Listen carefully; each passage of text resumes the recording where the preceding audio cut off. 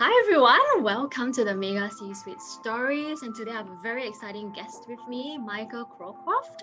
I can never seem to get the name right, so I'll let Michael introduce himself. But Michael, over to you in terms of your background and experience. Tell our listeners what you do. Thanks, Shamane. It was a good effort. It's Cracroft, but anyone and everyone gets it wrong. That's quite okay. Yeah, hi. I'm very pleased to be here. Thank you very much. My background is in consulting and cybersecurity and cloud transformation. I'm based in Australia now and have been for a bit over 20 years. And I've done a lot of work with public sector in particular. Most recently, I was the Chief Security Technology Officer with Service New South Wales. And prior to that, I was the Director of Architecture, Security and Product for New South Wales Department of Industry, where I did a cloud transformation program, moving a large set of data centers into a public cloud environment. It was very interesting. Lovely. Thank you for sharing that, Michael, because you were involved in the midst of really exciting change and transformation that was happening in the industry and right smack in the very middle of the pandemic as well. So we will be talking today about current climate. We'll talk about the journey of implementing the COVID-19 Act, its challenges, lessons learned, and then we'll move on to cloud transformation and DevSecOps and all the other different interesting topics. Yeah, sure. I think it's a very important undertaking when you're in public service. You're developing solutions and services for the public, and you have a very real sense of the importance of that and the value of what you do there. And I think there's a whole amazing array of people and teams in government who are doing incredible things every day. Yes.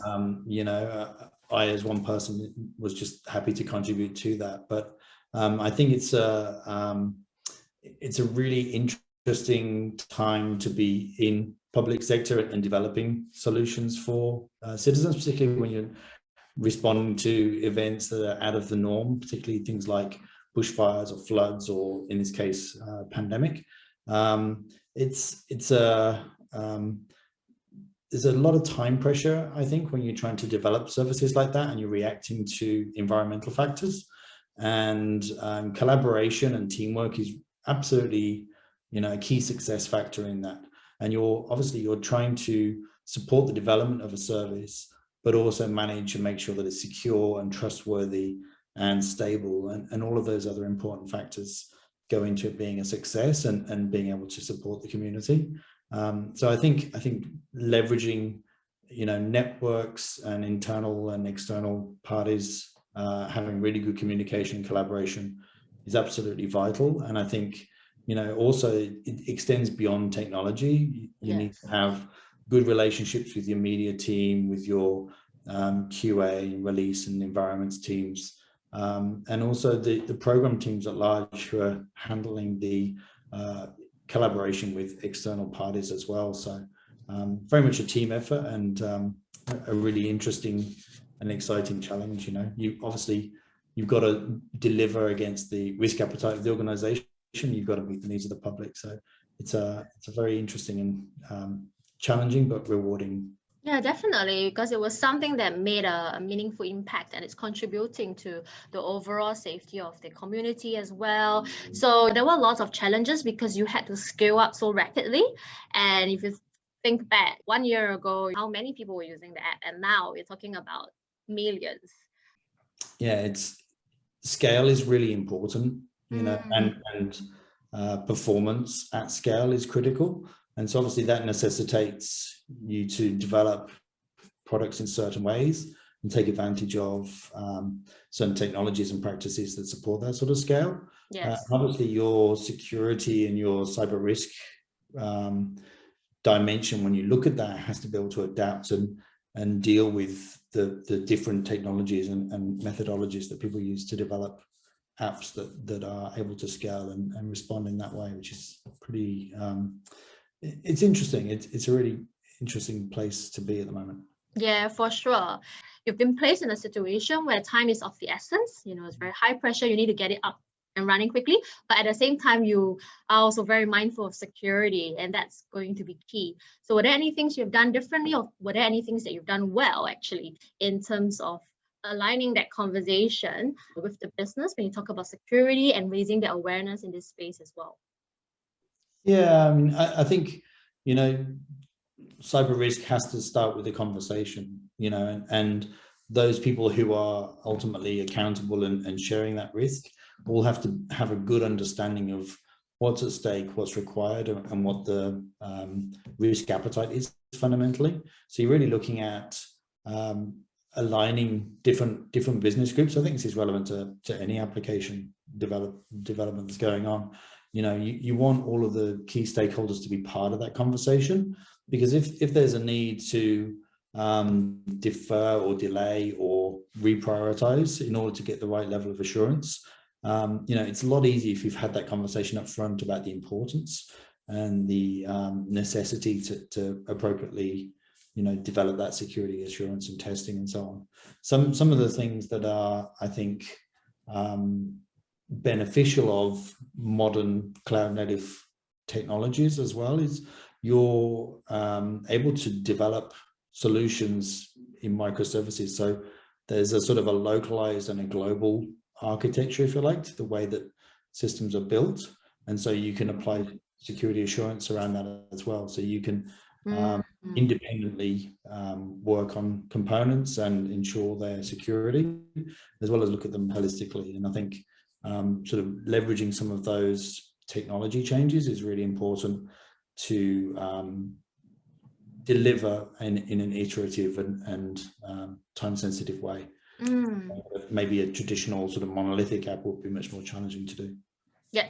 No, that's a really good point, Michael. And just capitalizing on the fact that you have such a in-depth experience in cloud. Prior to that, you transitioned 6 different government data centers to cloud. That's definitely a lot of things that we can learn from it and talk about in terms of what has worked really well from your perspective, and perhaps what could have been done differently as well with the hindsight that you've gained right now. I think the you know, there's a really fundamental different way of approaching security and managing infrastructure and applications in the cloud. And if you sort of take those on board and utilize them the way that they were intended, you can really advance your security posture as a result. So, you know, things like security by design, so building secure patterns from the get-go is I think really important, and leveraging things like infrastructure as code and automation as means to manage configuration and maintain systems against configuration drift. So preventing manual changes, things of that nature, I think that could be really powerful. Also, you've got really good visibility in the cloud, so you have a much more granular ability to see how systems connect, and you can apply security controls in a much more efficient and cost-effective way than is possible on-prem. So you can sort of segment workloads in particular groups or network segments, whatever they may be, as a means to mitigate risk and consolidate systems in that way. I think also as you're moving workloads into the cloud, everyone has a different view on this. Some people want to go just cloud native. Some people want to leave the legacy stuff on-prem and they put one app in the cloud, you know, that's customer facing. I think if you're moving halfway into the cloud, you can miss the opportunity to really surface and bring up into focus all that tech debt that you have. And by transitioning workloads to the cloud and focusing in on tech debt just as much as the new and innovative technology, it allows you to really understand what dependencies you have, and you can develop strategies to maintain and secure them. That's really beneficial. And there's also there's a really clear correlation between architecture and cost in the cloud. So as you're moving workloads in, those that are legacy in nature tend to cost more, and so they tend to stick out. And so from a cyber risk perspective, it's really easy to zero in on those things and say, there's a collective win here. If we can manage this technical debt, we can not only secure our estate more effectively, we can lower our operating costs. So it's a really interesting interplay between flexibility, cost, and security. I think that's beneficial. Well, thanks for sharing that, because you've highlighted quite a few points that is definitely going to be helpful to people who are looking to embark on this journey. What are the advice you might want to leave them with that people should know before going into this? I think there's a couple of things. One is services cloud providers are offering are advancing at a tremendous rate. And a lot of the things that we were having to build a few years ago are now available in native offerings right now. So sort of taking advantage and learning about those can be really beneficial, because there's no sense in building things if there's an appropriate service that's already available. I think also, as you're moving into cloud, a lot of people mistakenly think that that's the end goal. And actually, once you get into cloud, typically what tends to happen is that triggers a whole catalyst of further change, because you want to start optimizing, you want to start getting efficiency gains and driving cost benefits. And so I think it's really key to understand that that transition process, the outcome is not getting to cloud, the outcome is building an ability to adapt and transition your systems and understand their dependencies. And I think that's an ongoing evolution once you go down that path. And you move to cloud one day, and the next minute you're moving to containers, and then the next minute you're moving to microservices. And so there's a natural evolution of this, and I think that adaptability is really, really important. Yes. It's good for your people, right? You're giving your employees and your teams really valuable skills that will do them well as well. Yeah. No, that's very, very true, because it's not just about going into it and being very short-term minded. You need to have the foresight. You need to be thinking ahead and looking into the long term and preparing your environment so that it's ready to scale up when you head down that direction. Yeah, absolutely. And a key point I think to focus in on is not about technology, or in our case, security as such. It's about enabling a business. It's about bringing value to customers. And you want to have an organization that has the ability to react to environmental conditions and deliver value. And the cloud is just a vehicle for transformation. Yes, very well said, Michael. Thanks for sharing all of that. We've been hearing so much talk about ransomware, about breaches, and different sort of cyber attacks.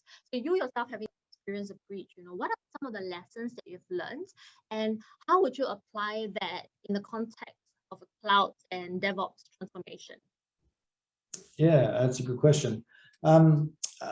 There's lots of information about detection and incident response. So I might kind of leave some of that. I think one of the things that's really important to recognize, and I've spoken with other CISOs in the industry about this, is the actual human and the health and the physical dimensions of when you have a team going through a significant security incident. It's really important to check in on people and make sure that they're well, their stress levels are managed, that their families are okay as well, because it has an effect not just on the individual but the whole community that sort of support those individuals at times like that. So I think that's a key thing. And we talk a lot about resilience in our industry and technology, but actually resilience in people I think is really important. And that sense of working together again I think is critical. Also I think having had discussions with stakeholders before a cyber incident, hopefully people watching this, they'll never have to go through one. But don't wait for a cyber incident to have the conversation with your media team, your risk team, your leadership team, to give them a full understanding of what it means, what the ramifications are, how you manage the technical dimensions of it, what resources you need, as well as how you manage the stakeholders and the media and the trust dimension, because I think that's crucial. To bring it into context of say cloud and modern cloud native application architectures and so on, I think one of the key things that's fundamental is having a good understanding of your environment and response plans and how they play out. It can be quite expensive and quite problematic to test and troubleshoot some of these response plans in a traditional on-premise data center environment, Whereas in a cloud environment, it's actually quite conceivable, if you've got the right level of maturity, to actually test and evaluate some of these response plans before you go in.